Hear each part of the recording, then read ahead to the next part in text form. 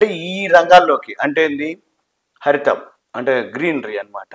Electronics అని, IT అని, ఉక్కు రక్షణ, టెక్స్టైల్స్, ఉక్కు అంటే ఐరన్ కిందకి వస్తుంది, డిఫెన్స్ రక్షణ, టెక్స్టైల్స్, సోలారు, బయోటెక్నాలజీ, ఫార్మా అన్ని రంగాల్లోకి ఏవైతే ఉన్నాయో మెయిన్ రంగాలన్నిటిలోకి వీళ్ళు ఫారిన్ డైరెక్ట్ వాళ్ళు ఆ రంగాల్లో ఆ కంపెనీల్లో పెట్టుబడి పెడతారు అనమాట. అయితే ఇవన్నీ కూడా వీళ్ళు అంటే ప్రత్యక్ష ఏవైతే పెట్టుబడులు వస్తున్నాయో ఎంఎంఆర్ అంటారు, మెట్రోపాలిటన్ రీజన్ కిందకి వస్తాయి.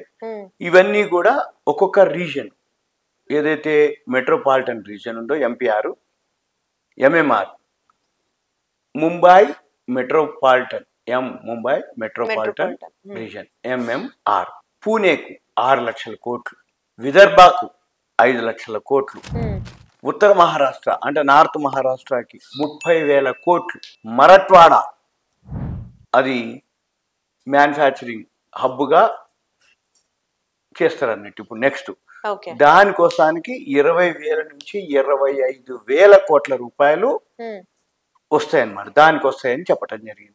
అయితే ఇవన్నీ కూడా ఈ ఒప్పందాలు ఇవన్నీ కూడా 65 నుంచి 70% ఉంటుంది అనేది చెప్పడం జరిగింది. అయితే ఈ గతంలో ఇది 90% ఉంది, ఇప్పుడు 65 నుంచి 70%.